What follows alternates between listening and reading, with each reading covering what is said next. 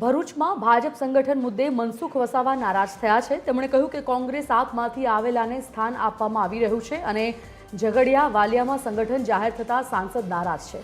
ભાજપે આત્મમંથન કરવાની જરૂર છે। જે લોકો ગાળો આપે છે તે લોકો તો ભાજપમાં જ છે। હોદ્દેદારોની નિમણૂક બાબતે નારાજગી વ્યક્ત કરતી સોશિયલ મીડિયામાં પોસ્ટ મૂકી છે અને ઝઘડિયા અને વાલિયામાં ભાજપનું સંગઠન જાહેર થતાં સાંસદ મનસુખ વસાવા ગુસ્સે થયા। સોશિયલ મીડિયામાં સાંસદે પોસ્ટ મૂકતા રાજકીય માહોલ પણ ગરમાઈ ગયો। સાંસદ મનસુખ વસાવા પાર્ટીના નિર્ણયો સામે નારાજગી વ્યક્ત કરી છે। સોશિયલ મીડિયા પર ભરૂચના નવા ભાજપ પ્રમુખની શાબ્દિક ઝાટકણી કાઢતી પોસ્ટ મૂકતાની સાથે રાજકારણ ફરી એકવાર ગરમાયું। બીજી બાજુ ભરૂચ જિલ્લા ભાજપ પ્રમુખ પ્રકાશ મોદીનું કહેવું છે કે ઝઘડિયા અને વાલિયા તાલુકાના સંગઠનમાં સમાજના તમામ લોકોને હોદ્દા આપવામાં આવ્યા। અમે સાથે મળીને પાર્ટીનો વિકાસ કરીશું।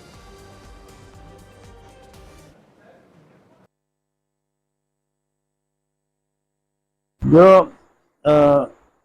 पार्टी ने एक परंपरा है कि जे वर्षों काम करता हो संगठन नु काम कर्यु हो बूथ लेवल सुधी जेमने काम कर्यु हो सदस्य नोंधणी ની અંદર જેમને સતત મહેનત કરી હોય એવા કાર્યકર્તાને સંગઠનમાં સમાવેશ કરવો જોઈએ।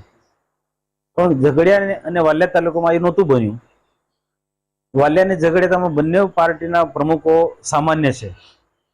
બંને તાલુકાના પાર્ટીના સભ્યો પ્રમુખો સામાન્ય હોય તો સ્વાભાવિક છે કે મહામંત્રી આદિવાસી હોવા જોઈએ, તો એ નહોતું થયું।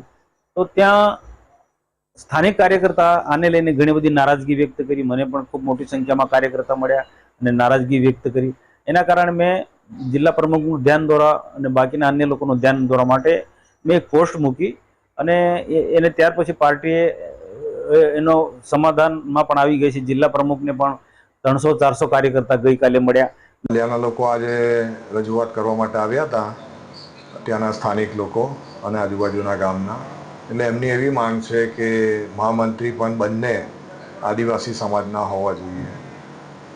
આપણને એવું છે કે ભાઈ બધાને સામાજિક સમરસતાની રીતે અને અલગ અલગ વખતે અલગ અલગ લોકોને તક મળે અને આપણી સાથેના છે જે પાર્ટી માટે કામ કરતા હોય આવા લોકોને આપણે લેવા અને એ રીતે જે કંઈ પણ છે તે પાર્ટીનો નિર્ણય છે। આ લોકોને કીધું છે કે કંઈક આવનારા દિવસોમાં પોઝિટિવ જે કંઈ હશે બધાને સંતોષ થાય એ રીતના કામગીરી જે કંઈ અસંતોષ થયો હશે